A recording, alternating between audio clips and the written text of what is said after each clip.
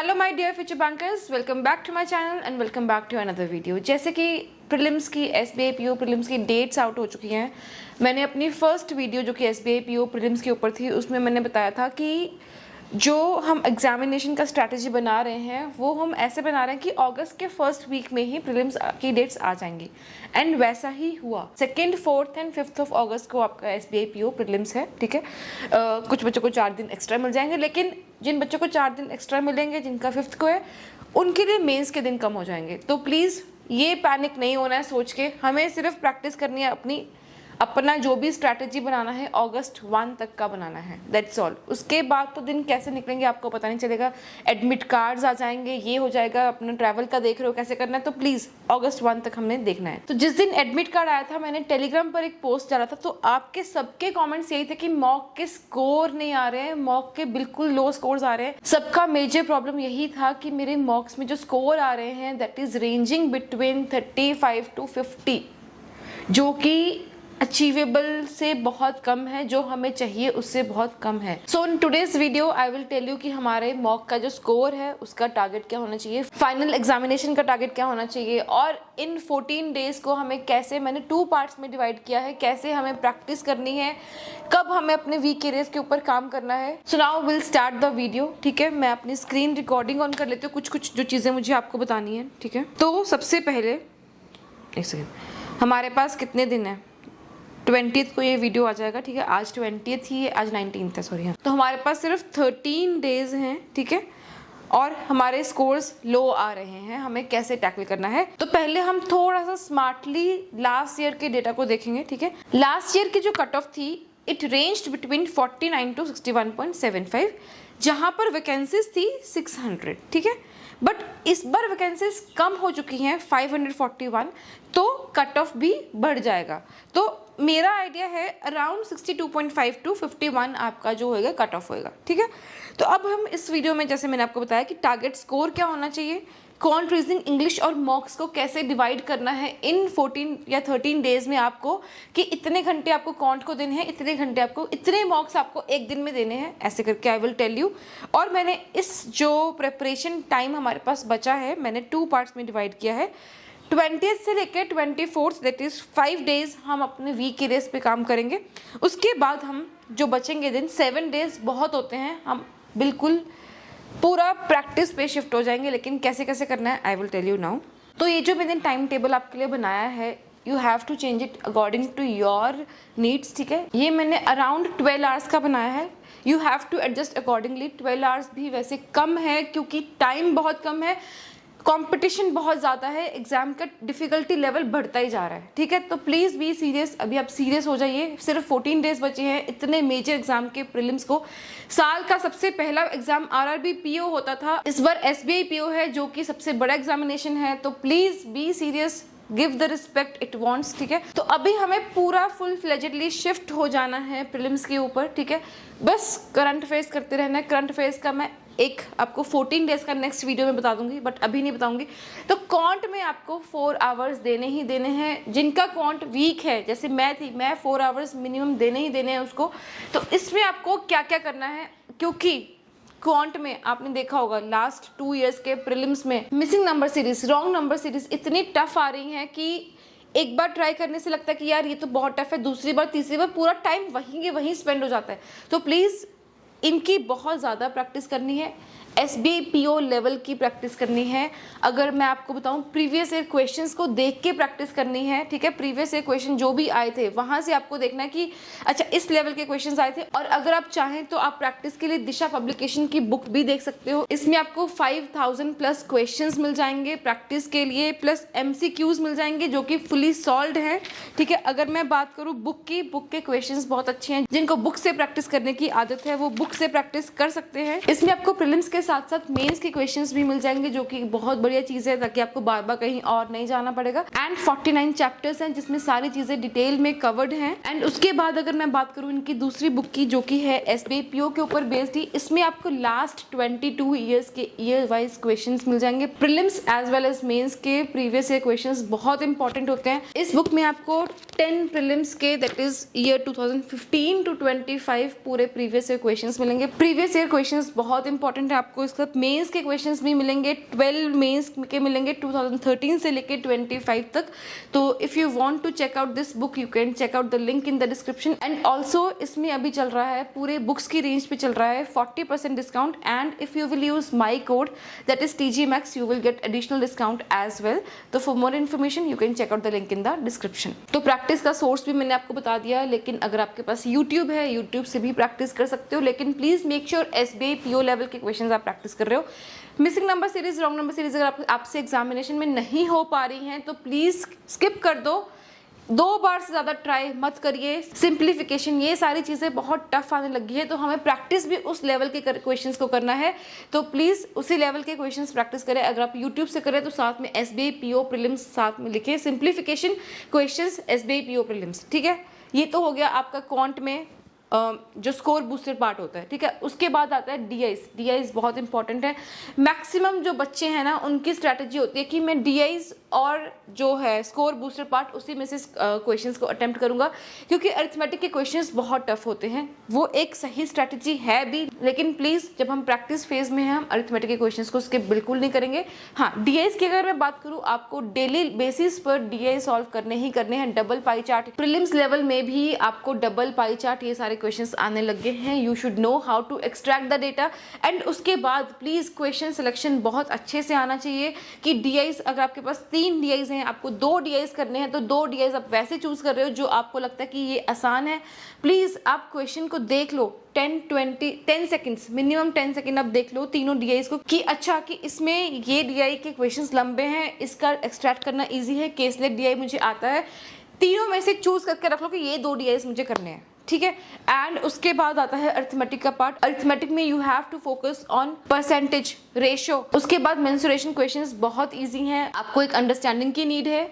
उसके बाद formula based सारे क्वेश्चंस हैं, आराम से हो जाएंगे, थोड़े से कैलकुलेटिव होंगे बट हो जाएंगे, ठीक है। लेकिन हमें प्रीलिम्स में क्या करना होता है, स्कोर बूस्ट करना होता है इजी क्वेश्चंस चूज करके। तो अरिथमेटिक में जैसे बोट्स एंड स्ट्रीम्स है, टाइम स्पीड डिस्टेंस है, ये सारे क्वेश्चन, जैसे लेंथ ऑफ ट्रेन्स है, ये सारे क्वेश्चंस आएंगे भी आएंगे और करने भी करने हैं। और मिक्सचर एंड एलिगेशन, उसके क्वेश्चंस बहुत आसान होते हैं कुछ कुछ। तो अगर आपको वैसे क्वेश्चंस आ रहे हैं, एंड प्लीज़ मेक श्योर जब आप मॉक देते हो टिल द एंड आप लास्ट क्वेश्चन तक आप जा रहे हो, ऐसे ना हो कि लास्ट में इजी क्वेश्चन से और आपसे वो छूट गए, ठीक है। तो ये तो हो गया आपका क्वांट का स्केड्यूल। उसके बाद अगर मैं रीजनिंग की बात करूँ, रीजनिंग में आपको डेली देने हैं 3.5 आवर्स, 3 to 3.5 आवर्स, जिसमें आपको डेली बेसिस पर करने हैं puzzles. Please SBI PO prelims level puzzles daily basis पर सॉल्व करने हैं। एंड अगर ये RRB PO लेवल होता तो मैं आपको कहती कि 2 से 3 मिनट में एक पजल बन जाते हैं, लेकिन इसमें आपको लग जाएंगे 5 मिनट्स। आपको 5 से ऊपर का टारगेट नहीं बनाना है। जो भी पजल आप सॉल्व कर रहे हो उसको अंडर 5 मिनट्स ही सॉल्व करना है प्लीज, क्योंकि अगर आपको वहां पे 4 पजल आ रहे हैं तो आप 3 पजल तो मिनिमम करोगे ही करोगे, ठीक है। कुछ पजल ईजी होते हैं, कुछ पजल टफ होते हैं, तो एवरेज टाइम आपको 5 मिनट्स देना है, ठीक है। तो अगर हम 3 पजल्स की बात करें, अगर हम एग्जामिनेशन में, मॉक में, फाइनल एग्जाम में 3 पजल अटेम्प्ट कर रहे हो तो 5 into 3 15 हो गया आपका। 15 मिनट्स इसमें चले गए, 5 मिनट बचेंगे। 5 मिनट में आपको चाइनीज कोडिंग अगर आ गई वो करना है, मिसलेनियस क्वेश्चंस करने हैं, सिलॉग्स करने हैं, बहुत सारी चीज़ें हैं। तो प्लीज़ अभी से प्रैक्टिस करिए। और SBI PO prelims level puzzles का जो टाइम है उनको 5 मिनट से 4 मिनट लेके आइए, ताकि आपके पास 3 मिनट और हो जाएं। 4 into 3 12 और 8 मिनट में आप बाकी सारे क्वेश्चंस कर पाएं, ठीक है। ये हो गया आपका रीजनिंग का। रीजनिंग में आपको डेली बेसिस पर पजल्स की प्रैक्टिस करनी ही करनी है, ठीक है। उसके बाद मैंने आपको बहुत बताया है ब्लड रिलेशन और डिस्टेंस डायरेक्शन। ये क्वेश्चंस में आपको एग्जामिनर करता है ट्रैप, इनको आपको करना है बिल्कुल एंड में, लेकिन अभी आपको प्रैक्टिस करते ही जाना है। जैसे भी क्वेश्चंस हैं, जिस टाइप के क्वेश्चंस आपके सामने आ रहे हैं, सारे क्वेश्चंस की आपको प्रैक्टिस करनी है, ठीक है। उसके बाद आ गया इंग्लिश। इंग्लिश है इस बार 40 क्वेश्चंस हैं इसमें, तो इंग्लिश की आपको बहुत अच्छे से प्रैक्टिस करनी है। एडिटोरियल्स, RCs, पैराजम्बल्स, एरर्स, उसके बाद वोकैबुलरी, उसके बाद आपका जो क्लोज टेस्ट है, उसके बाद जो जैसे सेंटेंस रीफ्रेजिंग है, ये सारे टॉपिक्स की बहुत अच्छे से प्रैक्टिस आपकी होनी चाहिए। एंड RC को हमेशा लास्ट में अटेम्प्ट करना है, बाकी सारे क्वेश्चंस को पहले अटेम्प्ट करना है। यही आपकी स्ट्रैटेजी होनी चाहिए, इजी क्वेश्चंस को पहले अटेम्प्ट करना है। ये तो हो गया आपका क्वांट रीजनिंग इंग्लिश प्रीलिम्स का। उसके बाद मॉक्स कितने देने हैं, फर्स्ट 4 डेज में आपको जो जैसे कि मैंने बताया कि इस बुक में से भी आप कर सकते हो, प्रीवियस ईयर क्वेश्चंस सारे लगा डालने हैं, जहाँ से प्रीवियस ईयर क्वेश्चंस दिखते हैं वो सारे देख लो, ठीक है। उसके बाद अपने जो ये आपके फर्स्ट 5 डेज है वहाँ पे आपको अपने वीक एरियाज को कवर करना है। जो आपका कॉन्सेप्ट वीक है इन 5 डेज में थोड़ा सा आप देख लो, कुछ नया मत सीखो, बट एक होता है ना कि यार ये इससे मैं डरती हूँ, बस उससे तो उसका थोड़ा सा डर बाहर निकाल दो। एंड बाकी के जो 7 to 8 डेज आपके पास बचेंगे, we have to only do practice practice practice practice. आप क्लासेस, ऑनलाइन क्लासेस से कर सकते हो। ऑनलाइन क्लासेस का देखना ये नहीं है कि आप नया कुछ सीख रहे हो, आप प्रैक्टिस ही कर रहे हो, क्योंकि अब आपको सब आता है। जो क्वेश्चंस आपको दिख रहे हैं वो आपको सॉल्व करने हैं, ठीक है। उसके बाद आप PDF से कर सकते हो, मॉक्स के थ्रू कर सकते हो, यूट्यूब के वीडियोस के थ्रू कर सकते हो। जहाँ से आपको प्रैक्टिस करनी है करिए, लेकिन प्रैक्टिस प्रैक्टिस प्रैक्टिस करनी है। अब मैं आपको बताती हूँ कि हमें क्वांट में, रीजनिंग में और इंग्लिश में इंडिविजुअली कितना एम करना है जब हम सेक्शनल अटेम्प्ट करते हैं या फिर एग्जामिनेशन में जाते हैं, ठीक है। तो थोड़ी सी मैं आपको कैलकुलेशन मैं भी आपको दिखा देती हूँ। तो हमें क्या करना है, क्वांट रीजनिंग इंग्लिश, ठीक है। Marks 35 and 30। तो इसमें आएंगे 40 क्वेश्चंस, ठीक है। इसमें आएंगे 30 क्वेश्चंस, इसमें आएंगे 30 क्वेश्चंस, ठीक है। तो क्वांट में हमें जो, अगर हमारा क्वांट वीक है, हमें वहाँ पे कितने अटेम्प्ट करने का ट्राई करना है। मिनिमम से मिनिमम आपको 18 to 20 मार्क्स का अटेम्प्ट करना है, क्वेश्चंस अटेम्प्ट करने हैं।